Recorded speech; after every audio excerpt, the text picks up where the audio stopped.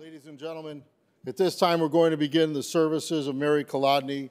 For those of you who are here, please take a moment to be sure that your cell phones have been turned off. We welcome those of you who are joining us online.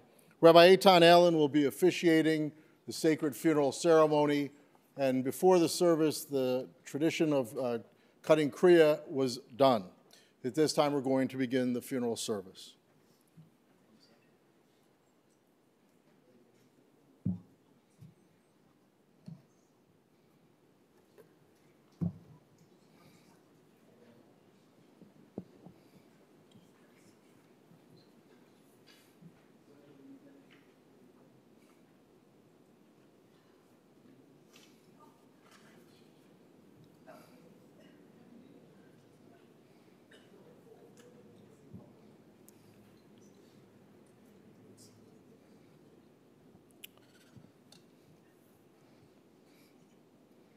Good afternoon.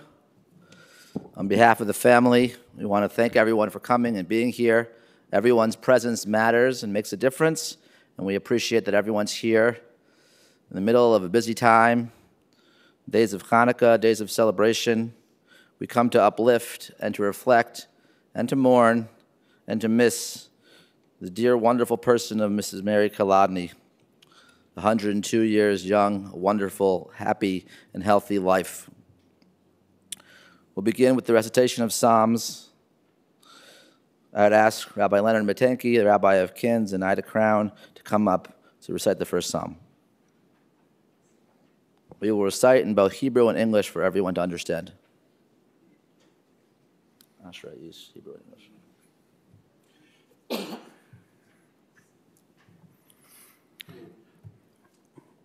Ashrei האיש אשר לא הלך בעצת רשעים ובדרך חטאים לא עמד ובמושב לצים לא ישב כי אם בתורת אדוני חפצו ותורתו יגע יומם ולילה והיה כעץ שתול על פלגי מים אשר פריו ייתן בעתו ועלהו לא ייבול וכל אשר יעשה יצליח לא כן הרשעים כי אם כמוץ אשר תדפנו רוח על כן לא יקומו רשעים במשפט וחטאים בעדת צדיקים.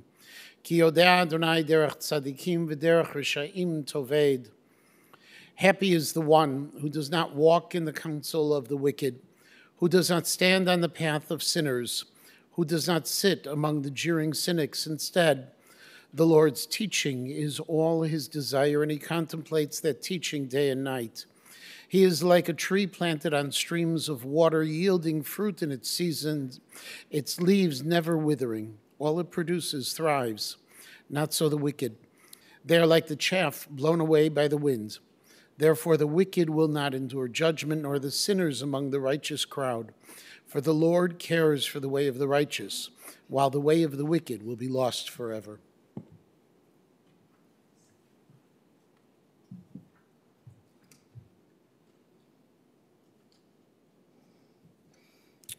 We continue with Psalm 23. Mizmor LeDavid, Adonai roi lo echsar, b'nosdesha yarbitzeni al mei menuchos yinahaleni, nafshe yishovev yancheni b'maglei tzedek leman shemo, gam ki elech begeitz al mavas lo yirara ki ata imadi, shiftecha mishantecha hema yinachamuni, taroch lefanai shochan neged sorarai, dishanta b'shemen roshi kosi rivaya, ach tov v'chesed yirdefuni kol yemei chayai, v'shavti b'veis Adonai le'orech yamim. The Psalm of David, the Lord is my shepherd, I shall lack for nothing. He lets me lie down in green pastures. He leads me beside still waters. He refreshes my soul, guiding me along the right paths for the sake of his name. Though I walk through the valley of the shadow of death, I fear no evil, for you are with me. Your rod and your staff encourage me. You set a table before me in the face of my foes. You anoint my head with oil, my cup brims over. May only goodness and kindness follow me all the days of my life, and let me dwell in the house of the Lord evermore. It's customary when mourning a wonderful Jewish woman to recite the words of David's son, Shlomo HaMelech, King Solomon, as he praises the Eshes Chayil, the woman of valor. As we recite, Eshes Chayil mi yimsa, v'rachak mipnini michra, Batach balev bala v'shlala lo yechsar. Kimalasu tov v'lora kol yemei chayeha. Darshat semer ufishtin v'tas b'chebetz kapeha. Haisa kaniyo socher mimerchak tavi lachma. V'takam beyod laila v'titen teref levesa v'chok l'narosea. Zamma sada v'tikacheyu mipri chapea natakarim. Chogra ba'oz masneha v'ta'ametz roseha. Ta'ama ki tov sachra lo yichbe ba'layla neira. Yadeha shocha bakishar v'chapea tamchu falech. Kapa parsil ani v'yadeha shocha liyavion. Lo sira l'beisa mishala ki kol beisa lavu shonim. Marvadim asasala sheish v'argaman levusha. No de b'sharim ba'ala b'shivtoim ziknei aretz. Sadin asasa v'timkor v'chagar nas nalaknani. Oos v'hadar levusha v'tischak liyom acharon. Pia paska b'chachma v'toras chesed al lishona. Sophia halichos beisa v'lechem aslus lo sochel. Kamuvaneh v'yashua ba'ala v'yahalala. Rabos banos asu chaya v'at alis al kulana. Sheker achein v'hevel hayofi. Isha yiras Adonai hitis halal. Tenula mipri yadeha v'yahaluha b'ash'arim ma'aseh. An exemplary woman who can find. She is more valuable than pearls. Her husband's heart trusts in her. He will lack no benefit. She searches for wool and flax, and her hands work adroitly. She becomes like the merchant ships. She brings her bread from afar. She rouses while it is yet night, and she gives sustenance to her household and portions to her maidservants. When she sets her mind upon a field, she buys it. With the fruits of her labor, she plants a vineyard. She girds herself with strength and vigorously exerts her limbs. When she discerns that her wares are good, her lamp is not extinguished by night. She sets her hands to the distaff, and her palms grasp the spinning rod. She stretches out her palm to the poor and extends her hands to the needy. She need not fear for her household because of snow, for her entire household is clothed in scarlet. She makes her bed coverings for herself. Linen and purple wool is her garment. Her husband is well known in the city gates as he sits among the elders of the land. She makes clothing and sells it and offers belts to the merchants. Strength and beauty are her garments. She smiles as she faces the future.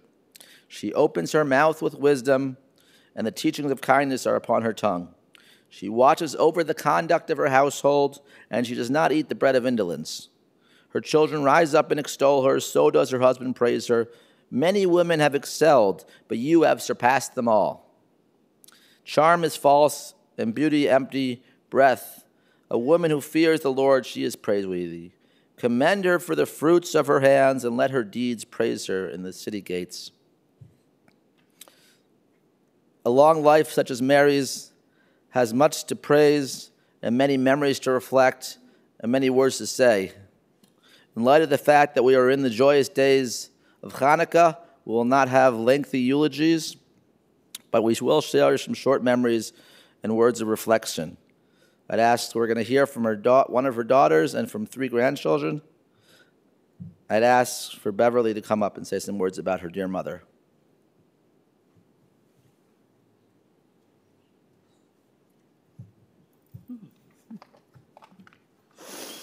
Hi. I learned many things from my mother. Some of my mom's lessons, like don't throw your clothes on the floor, I still like to flout, but eventually I always do pick them up. Some of her lessons I absorbed just from being around her. I learned from my mother to be fair with my children, though they may not agree that I ever actually learned that lesson. When Judy and I were growing up, we knew that we were supposed to share 50-50.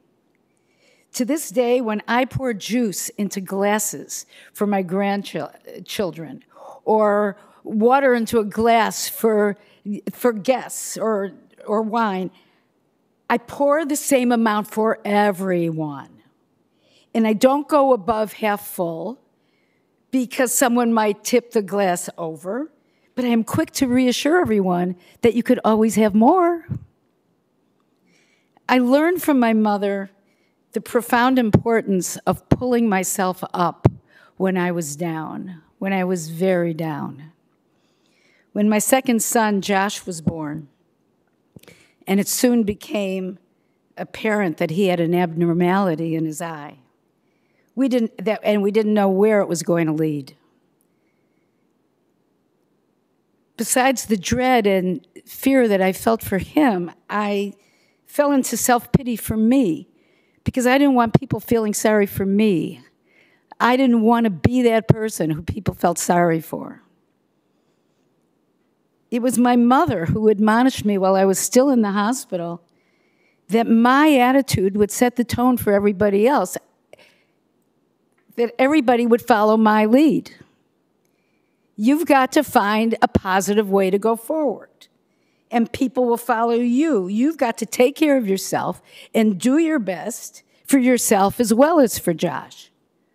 She was right about all that, and that lesson was life-altering. I learned from my mother a love of Yiddish. She didn't speak it, neither did I, even though I spent 4 years at a Workman Circle after-school program. But she exulted in hearing it. It just tickled her. After my husband Gary passed away, and my dad had been gone for a couple of years, my mom and I signed up for a Yiddish retreat at Camp Shai. One night, after dinner in the dining room, the social director got up and said, "Is anybody having a birthday this month?" And it was October, and I raised my hand and I said, "It's my mom's birthday." So the social director, the piano took the cue, and suddenly the hall was filled with the sounds of one of my favorite Yiddish tunes that we used to sing at Workman Circle Camp. I don't know if it has an official name, but it goes, La Mir Ale and Einem and Einem. And the director started pulling people out of their chairs. They came to our table and pulled me and my mother out of our chairs. And everybody started dancing in circles around my mother. And we all sang, Mirale Makabel Panem Zain. And as everybody was dancing around her, she was singing along and clapping her hands. And the look on her face was something I had never seen before. She was transported to something very, very good.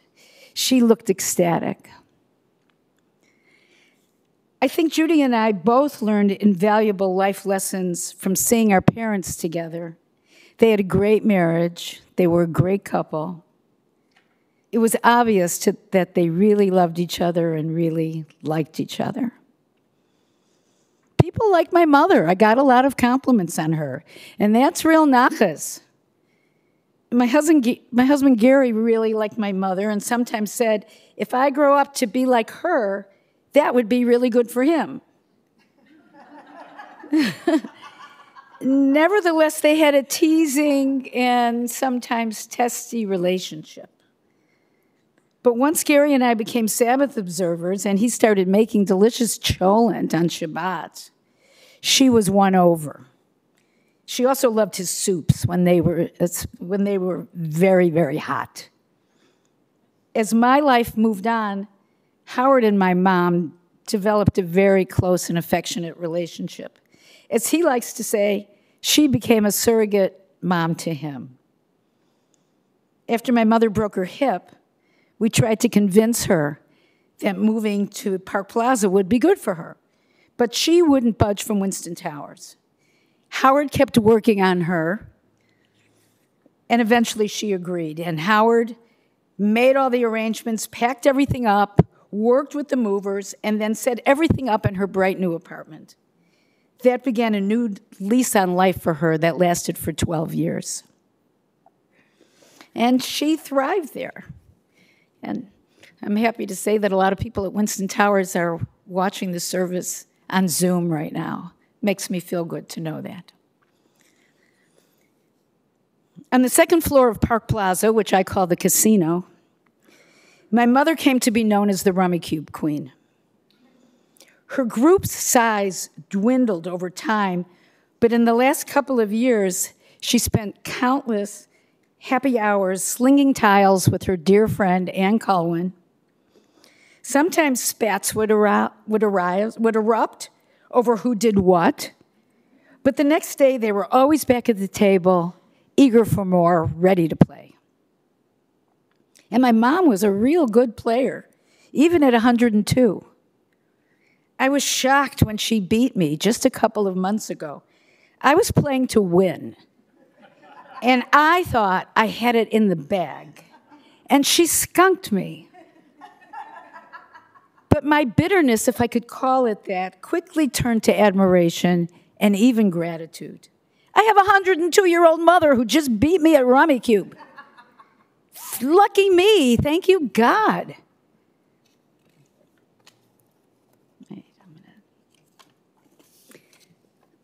Last week, after Howard and I came back from a few days in New York, I told my mom that I had had delicious lamb chops for dinner at a great restaurant, that it was the first time in years since I'd had lamb chops. And it reminded me of when I was a kid and she used to make lamb chops for me and Judy every Monday night, and how much I loved them.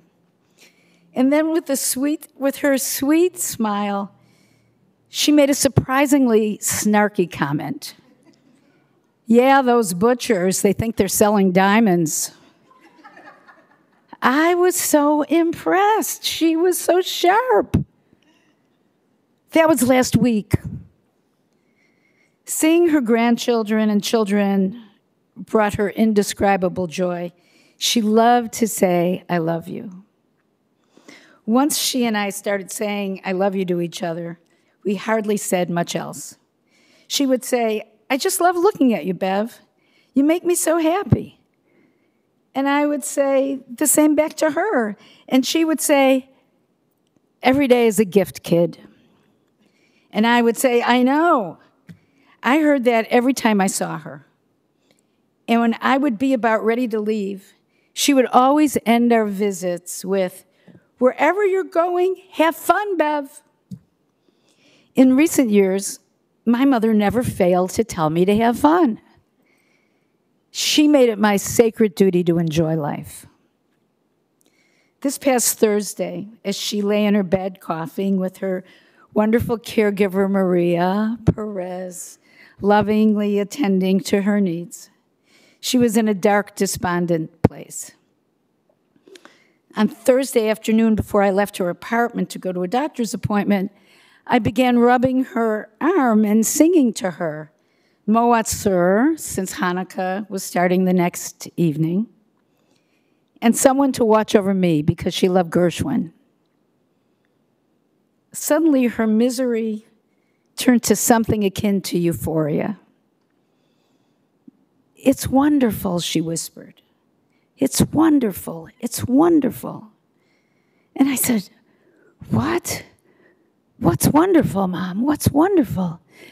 And she didn't answer. She just kept saying, it's wonderful. It's wonderful. She was beyond answering. But what she said told me everything. She became quiet, and I left for my appointment feeling elated. Going forward, I'll always associate Hanukkah with my mother and her special light, and I'll be reminded that the greatest gift anyone could ever give or get is love every single day. May we all learn from her legacy.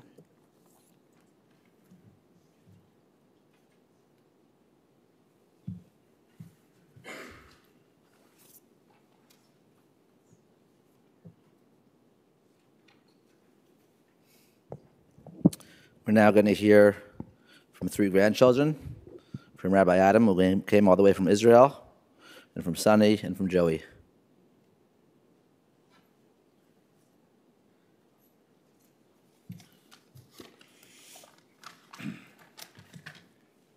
I want to read something that my brother Gabe wrote. He just sent this from Israel this morning. Okay. Is this okay, Ma? Yes. Okay, thanks. Okay. This is from Gabe. What was Bubby's secret to living until 102? For as long as I can remember, Bubby was the grandmother who never seemed to age. I believe Bubby's secret to graceful aging and a long, fulfilling life was deeply connected to the motto by which she lived, live and be well. That was her go-to phrase whenever anybody asked a question. They should live and be well. I don't recall her ever saying a disparaging word or expressing a negative thought about anyone. The most anyone would ever hear her say was, let them live and be well. When Bubby found herself in an uncomfortable situation, she wouldn't take sides or make a fuss. Instead, she'd quietly turn to Max and say, take me home. Without making any scene, she would just get up and leave.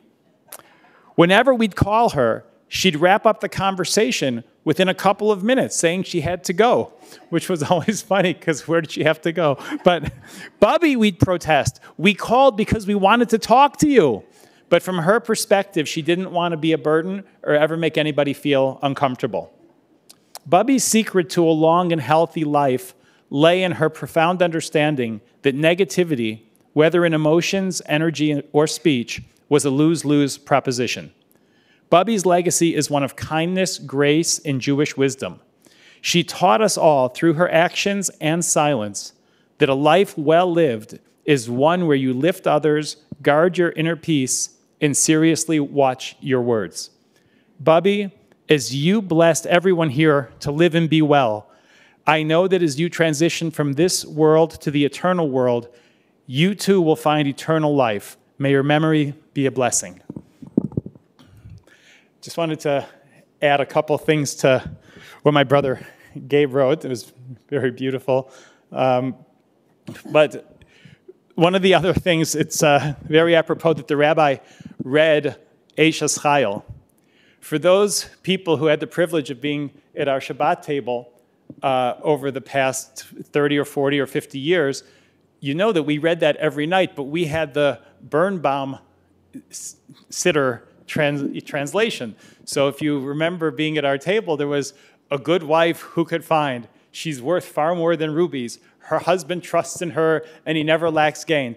And my father would read that every Friday night, and Bubby and Max would sit there. They were like part of the furniture. For 20 years straight, I don't think they moved. They had the same seat at the end of the table, and they just sat through the same thing. And it's funny because we were always embarrassed whenever our friends would come over because they would hear us, my parents reading A Good Wife Who Could Find, She's Worth Far More Than Rubies, and it would be like this romantic thing. And it sounded a little funny. Most people just sang Eishes Chayil in the classic Hebrew way.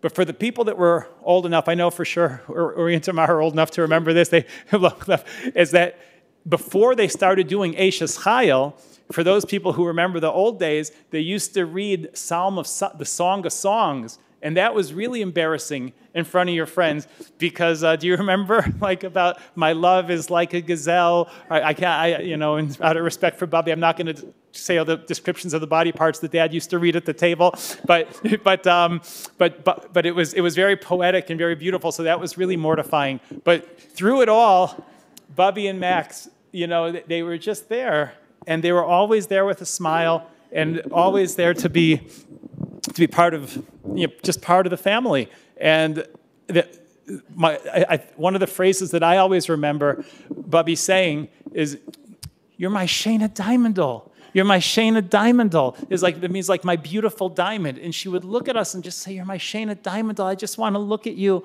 And it was funny because we would always be like, "Bubby, it's a little bit over the top." Because she's just like, "How long could you look at somebody?"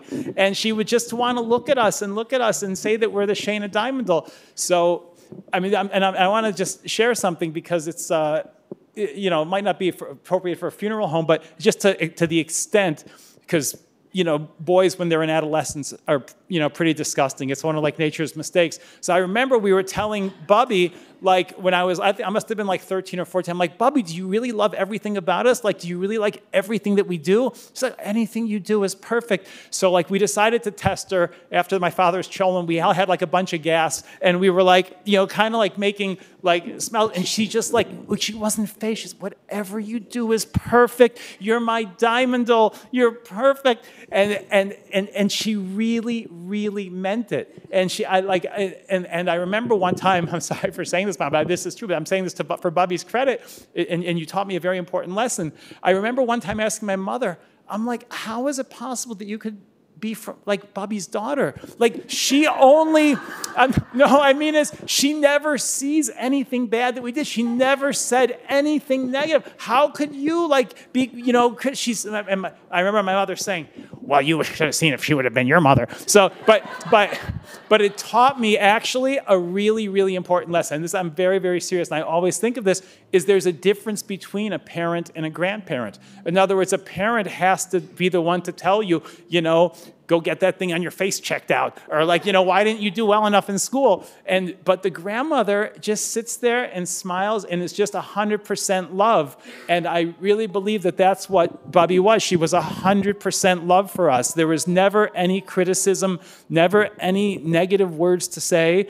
And that's the kind of grandparent I think, you know, I think I'm the one grandchild of Mary Kolodny that's also a grandparent now. And I could say that being a grandparent is that's the kind of grandparent that I want to be, is just always being a source of love for my grandchildren. And if you could see your grandchildren, no matter what they do, and just say, that's my Shayna Diamondal, that's who you're beautiful to me, then that's a beautiful life, and that's something that we could hopefully all take from her. And I thank you, and we love you, and never forget the beautiful memories that we had all the time in Bubby's house. I just want to say, I'm sorry, I want to say one more thing, is that it was also amazing that, you know, she was not observant growing up, but when our family started keeping kosher, she made a life-changing decision to make every food in her house kosher so that we could all come over and that she could cook for us and she could make us brisket and make us salad with head lettuce, you know, chopped up into giant pieces with giant tomatoes and giant cucumbers. I'm just saying that, but it was so delicious. And the fact that she went to kosher her kitchen just so she could cook for her grandchildren is just one of the other ways of illustrating how beautiful of a person Bubby was. Okay. Before my mother really gives it to me, it's a good thing I have a flight back to Israel tonight, so there's a limit to what she could do.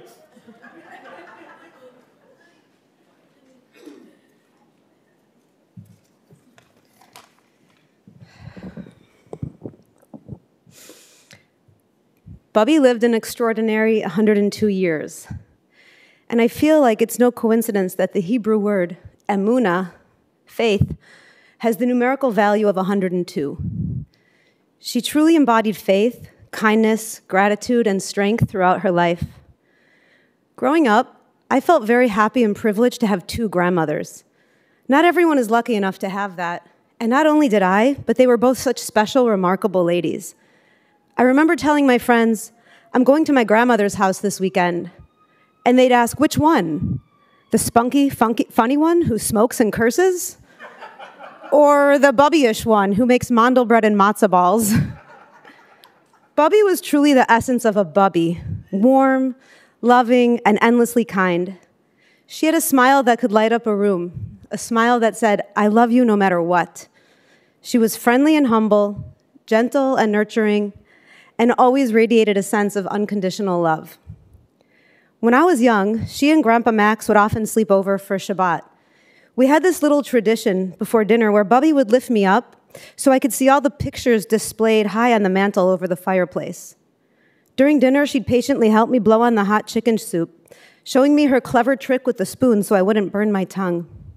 After dinner, she'd wash all of our dirty dishes without complaining and then wrap her hair up in toilet paper all the way around her head, a habit that always made us giggle. Too early the next morning, when my siblings and I would try to barge into the guest room that she and Max were sleeping in, She'd always say, N-O spells no, O-U-T out. It was her playful way of setting boundaries, but it always came with warmth, and it made us laugh. As I got older, I realized I never heard Bubby complain. She was always positive, always grateful, and she carried an inner glow that never faded. Her beauty, both inside and out, was timeless. Whenever I'd offer to get her something or buy her a birthday present, she was never interested in anything material. All she ever wanted was for me to be happy, to smile, to pay myself first, and to live and be well. Her deepest, greatest wish for her family and all of mankind was for everyone to get along and to live and be well. I will miss Bubby so much, and the best way that I think that I and all of us can honor her memory and carry on her legacy is to live with emunah, to live with faith, gratitude, and peace, and to really live and be well. To say N-O spells no to negativity and O-U-T out to fighting and unnecessary strife. Thank you, Bubby, for everything. I love you more than words can say. There is a hole in my heart with you not here, but your love and memory will always fill it.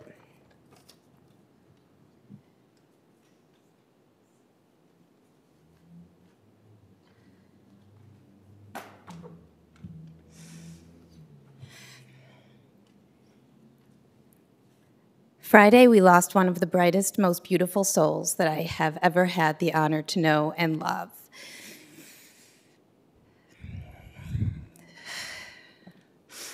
My Bubby was such a warm, kind, loving person. She was an eternal optimist, always seeing the best in others and herself.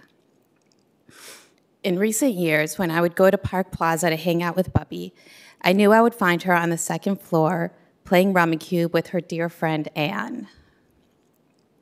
I would casually stroll in, and when Bubby would look up from her game, she would recognize me, and her eyes would fill with happiness. And with outstretched arms, she'd say, "Joey!" Then I would give her a hug and a kiss. When I would ask her how she was doing, she would always say, "I'm happy I woke up this morning." Bubby, Anne, and I played a lot of Rummikub together. I would be maxed out after 4 or 5 games, but they kept going, like the Energizer Bubbies. When I won, Bubby would look at me with love and joy in her eyes, and with a proud grin, she would say, "You little devil." And when she would win, she would do an excited little jig and say, "And I am O-U-T out." I'm grateful that I got to spend Bubby's 102nd birthday with her.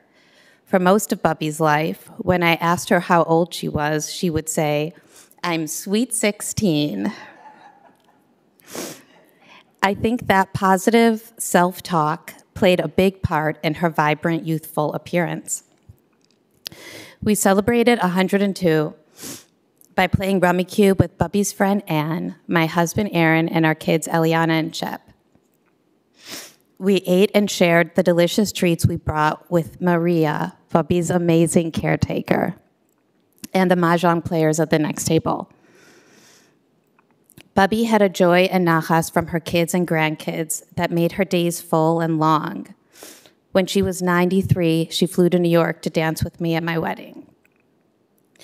Throughout my schooling, Bubby would encourage me and say, "I can't wait for you to hang up your acupuncture shingle." During the last days of Bubby's life, I was at her bedside, holding her hand and offering her comfort, peace, and love while she transitioned into the next world. We vibed together to find peace, calm, and fearlessness. I knew I wasn't speaking loud enough for her to hear me, but she understood everything I said because she was listening with her heart. She kept telling me, "Joey, thank you. I love you so much. And I want to tell you, Bubby, thank you for always loving me and finding the light in me. Thank you for teaching me unconditional love. Thank you for teaching me to have gratitude for every small thing, like waking up in the morning. Thank you for teaching me to keep playing no matter my age. And thank you for teaching me the magic of speaking positively to myself. I love you so much."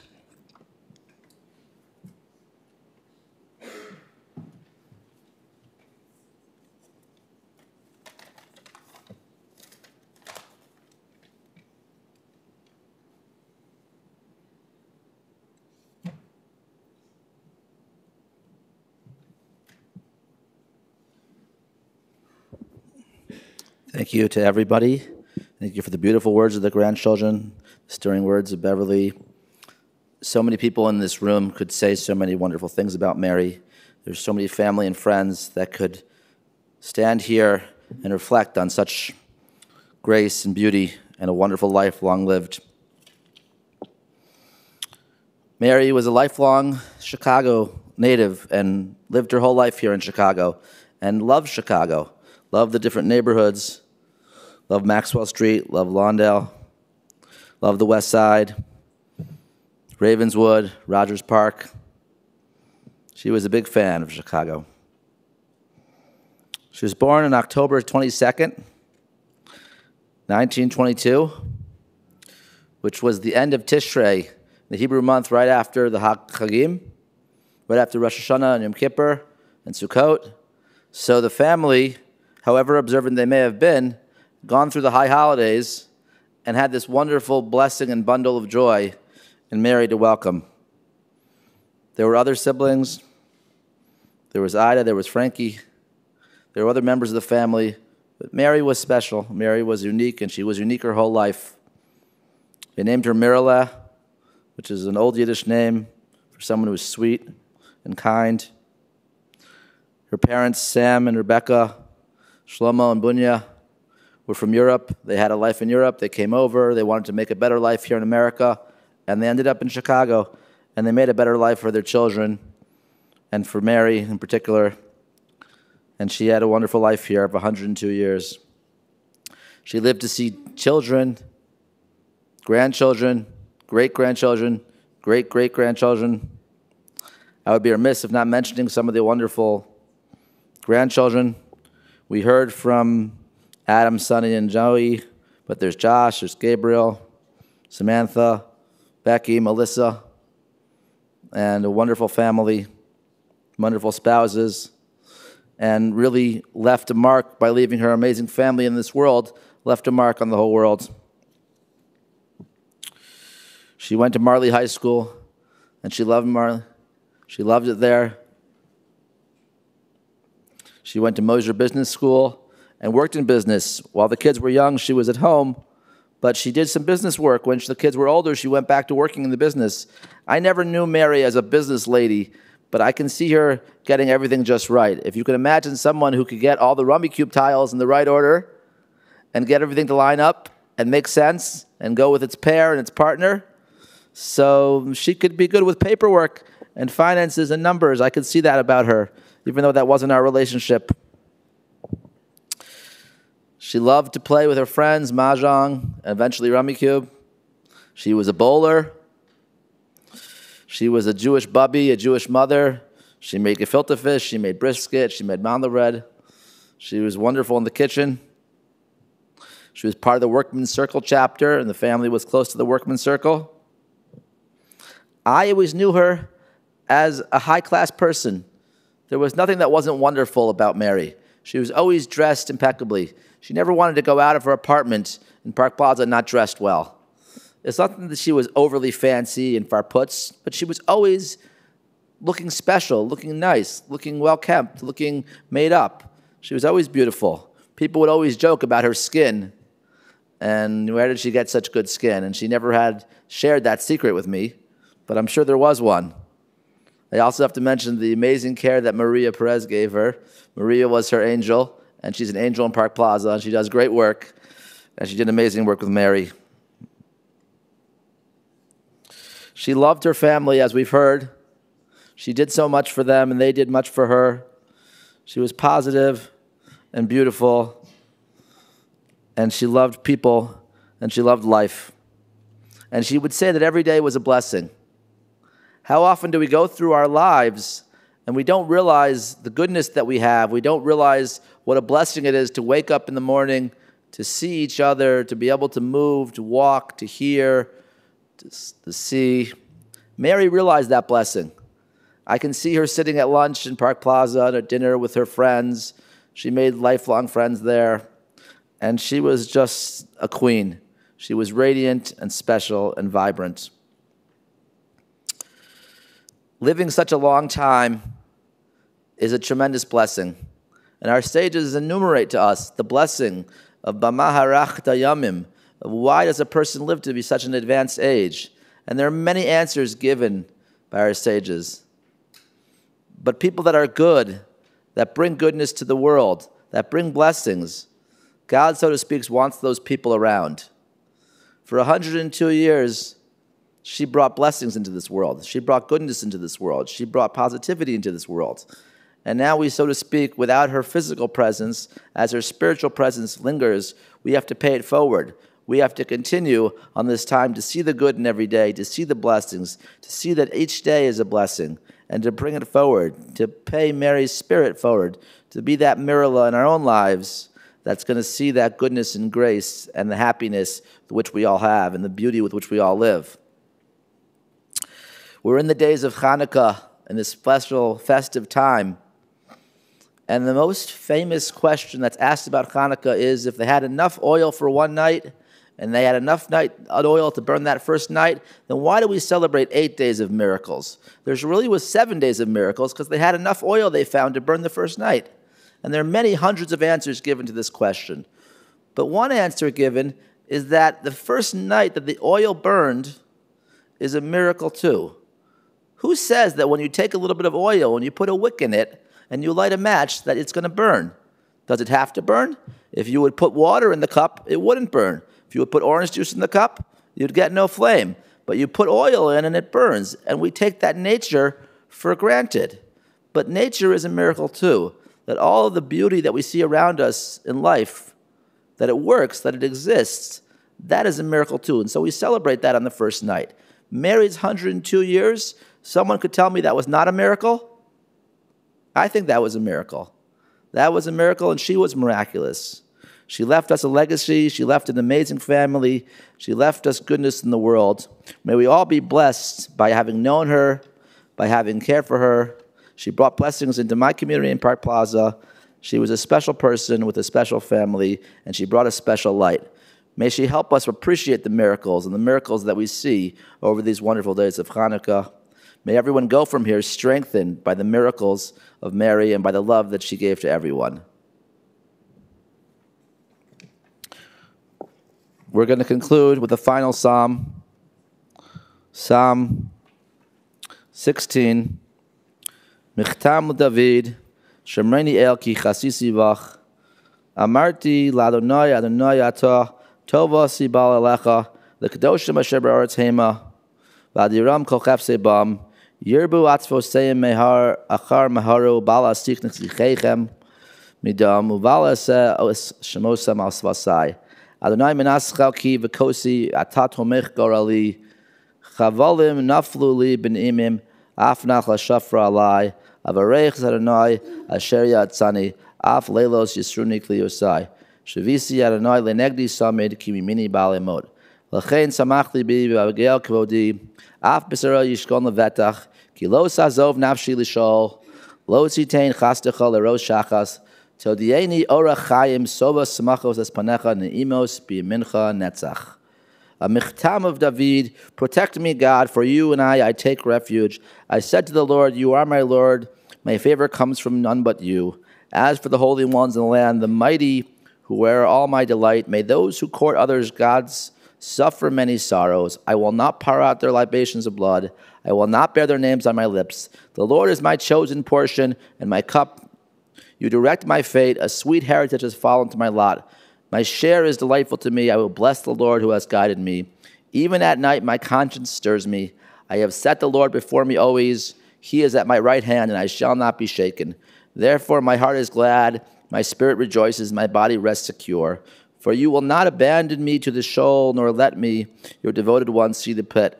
You will teach me the path of life, and your presence is fullness.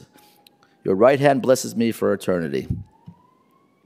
Once again, thank you all for being with us.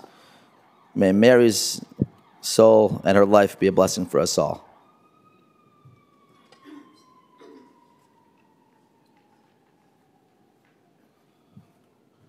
Ladies and gentlemen, the interment service will continue at Menorah Gardens to 17th and Roosevelt Road in Broadview. The family will be together at the Park Plaza. Please note on the service folder, you'll see all the times. Memorial contributions to Clearbrook, Friedman Place, or Park Plaza. That information is also on the service folder. For those of you who are joining us via live stream, all that information can be found on the funeral home's website. For those of you who will be driving in the funeral procession to the cemetery, the procession will be forming in our parking lot. Please obtain an orange safety funeral sticker to place on the right-hand side of your windshield. Have your bright lights and hazard lights on at all times. For additional measures of safety, we will be providing a car in the back of the procession to hopefully keep other cars from entering the procession. Use your horn liberally as you're going through the intersections. Please do not speak or text on your cellular phone while driving to a cemetery or anytime. Also, we are going to be going on 294. So the route we'll be taking is we'll get to Dempster to 294, exit to Mannheim Road, and then get on to Roosevelt, and then turn right on 17th. At this time, for those of you who've been asked to serve as pallbearers and the family members, please come forward. And we're going to ask everyone to rise. And in the spirit of Mary Kolodny, when the casket leaves, I'm going to invite everybody to go OUT out.